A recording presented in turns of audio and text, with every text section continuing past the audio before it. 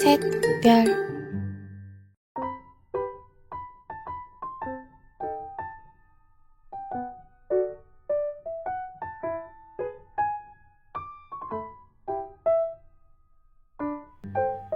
Bismillahirrahmanirrahim. Assalamualaikum warahmatullahi wabarakatuh.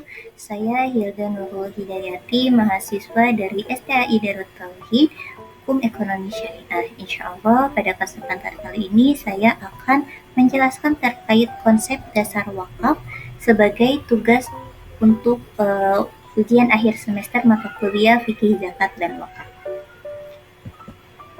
Nah, apa itu wakaf? Wakaf merupakan salah satu institusi keuangan sosial Islam yang memiliki nilai strategis dalam pembangunan ekonomi umat. Konsep wakaf telah dikenal sejak zaman Rasulullah SAW dan menjadi bagian penting dalam praktek keagamaan dan sosial umat Islam. Dalam sejarah Islam klasik, wakaf menjadi sumber utama dalam pembangunan fasilitas umum seperti masjid, madrasah, rumah sakit, bahkan pengairan dan jalan raya. Kontribusi wakaf dapat menciptakan kesejahteraan masyarakat, menunjukkan bahwa wakaf bukan hanya sekedar amalan ibadah, tetapi juga instrumen ekonomi yang sangat potensial dalam membangun keadilan dan kesejahteraan sosial. Adapun rumusan masalah pada konsep dasar wakaf, yang pertama penjelasan wakaf, yang kedua dasar hukum wakaf, yang ketiga rukun, syarat, dan macam-macam wakaf. Apa itu wakaf? Kata wakaf berasal dari bahasa Arab al-waqaf, bentuk masdar dari waqafa yuwaqifu waqfan. Kata al-waqaf semakna dengan al-habs, bentuk masdar dari habisa yahbisu habsan, yang berarti menahan atau berhenti, mengekang atau menghentikan tetapnya suatu dalam keadaan semula. Sedangkan wakaf menurut istilah adalah menahan benda asal atau pokok dan menjadikan buah atau hasil untuk sabilillah atau jalan kebaikan, yakni menahan benda atau harta dan menyalurkan hasilnya di jalan Allah Subhanahu wa Ta'ala. Wakaf adalah sejenis pemberian yang pelaksanaannya dilakukan dengan jalan menahan kepemilikan asal atau tahbisul asli untuk menjadikan manfaatnya berlaku umum. Tahbisul asli ialah menahan barang yang diwakafkan agar tidak diwariskan atau digadaikan kepada orang lain. Sedangkan cara pemanfaatannya adalah menggunakannya sesuai dengan kehendak pemberi wakaf atau wakif tanpa imbalan. Nah, menurut para ulama, pertama menurut Abu Hanifah, wakaf adalah menahan benda yang menurut hukum statusnya tetap menjadi milik si wakif atau orang yang mewakafkan, dan yang disedekahkan adalah manfaatnya saja. Yang kedua, menurut Imam Malik, wakaf adalah menjadikan manfaat benda yang dimiliki baik berupa sewa atau hasilnya untuk diserahkan kepada yang berhak maupun alaih dalam bentuk penyerahan yang berjangka waktu sesuai dengan apa yang dikehendaki oleh yang mewakafkan. Menurut Imam Syafi'i, wakaf adalah menahan harta yang dapat diambil manfaatnya dengan tetap utuhnya barang dan barang itu lepas dari penguasaan si wakif serta dimanfaatkan kepada sesuatu yang diperbolehkan oleh agama. Sedangkan menurut Ahmad bin Hambal, wakaf adalah menahan kebebasan pemilik harta dalam membelanjakan hartanya yang bermanfaat dengan tetap utuhnya harta dan memutuskan semua hak penguasaan atas harta itu, sedangkan manfaatnya dipergunakan pada suatu kebaikan untuk mendekatkan diri kepada Allah Subhanahu wa Ta'ala.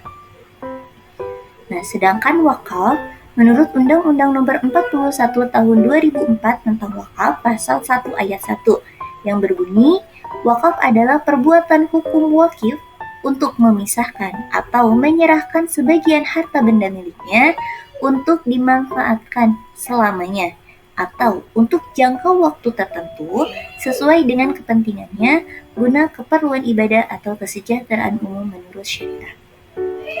Sedangkan wakaf menurut Komisi Fatwa Majelis Ulama Indonesia tanggal 11 Mei 2022 yang berbunyi, Wakaf adalah menahan harta yang dapat dimanfaatkan tanpa lenyap bandanya atau dengan cara tidak melakukan tindakan hukum terhadap benda tersebut seperti menjual, memberikan, atau mewariskan atau untuk disalurkan hasilnya pada suatu yang mubah, tidak haram yang ada. Nah, dasar hukum wakaf yang tercantum pada Al-Quran surat Ali Imran ayat 92 yang berbunyi, "Lan tanalul birra hatta tunfiqu mimma tuhibbuna wa ma tunfiquna min syai'in fa innallaha bihi alim." Kamu sekali-kali tidak akan memperoleh kebajikan yang sempurna sebelum kamu menginfakkan sebagian harta yang kamu cintai. Apapun yang kamu infakkan, sesungguhnya Allah Maha mengetahui tentangnya. Nah, dasar hukum wakaf menurut hadis an Abi Hurairah radhiyallahu anhu anna Rasulullah sallallahu alaihi wasallam qala idza matal insanu inqata'a anhu amaluhu illa min salasin shadaqatin jariyatin aw ilmin yuntafa'u bih aw waladin shalihin yad'u lah. Apabila seseorang telah meninggal, maka terputuslah amal perbuatannya kecuali dari 3 perkara, yaitu sedekah jariah atau wakaf, ilmu pengetahuan, dan anak soleh yang mendoakannya. Hadis riwayat Imam Muslim. Nah, selanjutnya, apa saja sih rukun wakaf? Menurut Abdul Wahab Khalaf, rukun wakaf ada 4. Yang pertama, orang yang berwakaf atau wakif. Kedua, harta yang diwakafkan atau mauquf bih, tujuan wakaf atau mauquf alaih, ikrar wakaf atau sigat wakaf. Adapun syarat wakaf dalam kitab Fathul Qorib disebutkan hukumnya jawaz ada 3. Yang pertama, mauquf atau barang yang diwakafkan harus berupa barang yang bisa dimanfaatkan tanpa menghilangkan barangnya. Yang kedua, wakaf harus diberikan pada asal atau mauquf alaih pertama yang sudah wujud, dan far, mauquf alaih selanjutnya yang tidak akan terputus atau akan selalu ada. Yang ketiga, wakaf tidak dilakukan pada sesuatu yang diharamkan. Sedangkan syarat wakaf menurut Undang-Undang Nomor 41 Tahun 2004 tentang wakaf pada pasal 2 yang berbunyi, wakaf sah apabila dilaksanakan menurut syarat-syarat rukun yang ditentukan syariat. Pasal 6, wakaf dilaksanakan dengan memenuhi unsur sebagai berikut: wakif, nazir, harta benda wakaf, peruntukan harta benda wakaf, dan jangka waktu wakaf. Yang pasal 7, wakif meliputi perseorangan, organisasi, badan hukum. Nah, wakif perseorangan hanya dapat melakukan wakaf apabila memenuhi persyaratan seperti dewasa, berakal sehat, tidak terhalang melakukan perbuatan hukum, dan pemilik sah harta benda wakaf. Yang selanjutnya, wakif organisasi hanya dapat melakukan wakaf apabila memenuhi ketentuan organisasi untuk mewakafkan harta benda wakaf milik organisasi sesuai dengan anggaran dasar organisasi yang bersangkutan. Sedangkan menurut pasal 9, nazir meliputi perseorangan, organisasi, dan badan hukum. Nah, pasal 6 berbunyi, perseorangan hanya dapat menjadi nazir apabila memenuhi persyaratan, yakni warga negara Indonesia, beragama Islam, dewasa, amanah, mampu secara jasmani dan rohani, tidak terhalang melakukan perbuatan hukum. Sedangkan untuk organisasi hanya dapat menjadi nazir apabila memenuhi persyaratan, yakni pengurus organisasi yang bersangkutan memenuhi persyaratan nazir perseorangan, organisasi yang bergerak di bidang sosial, pendidikan kemasyarakatan, atau keagamaan Islam. Sedangkan badan hukum hanya dapat menjadi nazir apabila memenuhi syarat pengurus badan hukum yang bersangkutan memenuhi syarat nazir perseorangan, badan hukum Indonesia yang dibentuk sesuai dengan peraturan perundang-undangan yang berlaku, dan badan hukum yang bergerak di bidang sosial, pendidikan, kemasyarakatan, atau keagamaan Islam.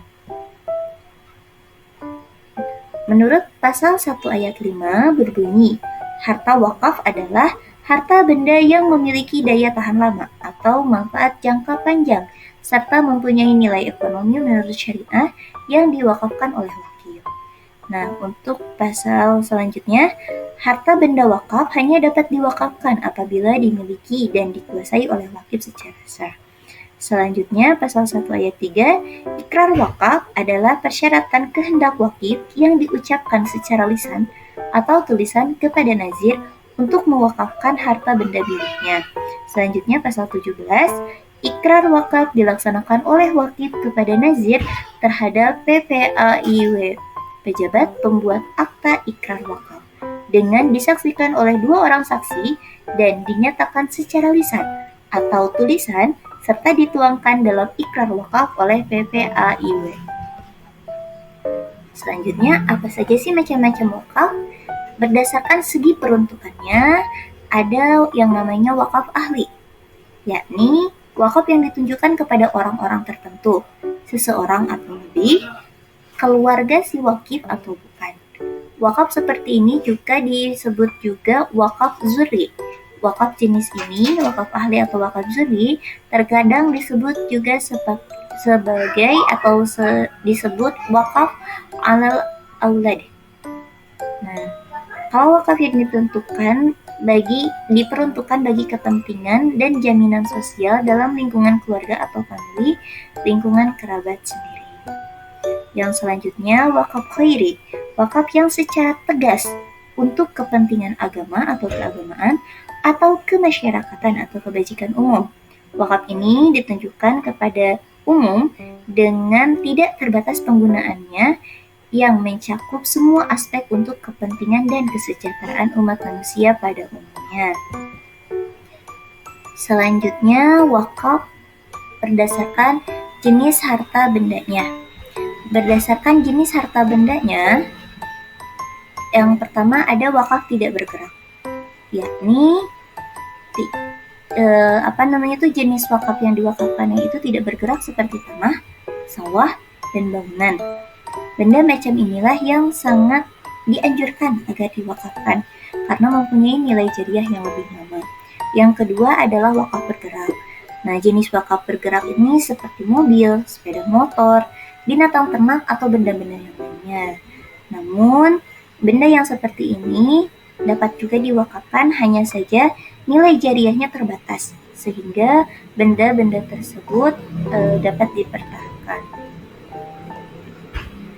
Yang selanjutnya, jangka waktu dalam berwakaf. Berdasarkan jangka waktunya, yang pertama ada wakaf mu'abbad atau permanen, yakni wakaf yang bersifat abadi. Objek wakaf tidak boleh dijual, diwariskan, atau dan lainnya. Ini adalah bentuk wakaf yang paling sesuai dengan prinsip sedekah jariah. Nah, yang kedua ada jenis wakaf muakkad atau sementara. Wakaf ini dibatasi oleh jangka waktu tertentu sesuai dengan kebutuhan atau niat wakif. Setelah masa tersebut berakhir, objek wakaf dapat kembali kepada wakif atau ahli warisnya. Nah, kesimpulan dari penjelasan ini, yang pertama, wakaf itu adalah penahanan hak milik pribadi untuk dimanfaatkan bagi kepentingan umum atau ibadah tanpa menghilangkan kepemilikan atas benda tersebut. Wakaf ini bersifat abadi dan merupakan bentuk sedekah jariah. Dasar hukum wakaf berasal dari Al-Quran, hadis, ijma ulama, serta diperkuat oleh peraturan perundang-undangan seperti Undang-Undang Nomor 41 Tahun 2004. Rukun dan syarat wakaf terdiri dari wakif, mauquf alaih, dan sigat wakaf. Wakaf terbagi menjadi beberapa macam, baik berdasarkan tujuan, jenis harta, maupun jangka waktunya. Inovasi seperti wakaf uang menunjukkan fleksibilitas dan relevansi wakaf dalam kehidupan modern. Sekian yang bisa saya sampaikan. Mohon maaf atas segala kesalahan dan ketidaksesuaiannya. Terima kasih. Assalamualaikum warahmatullahi wabarakatuh.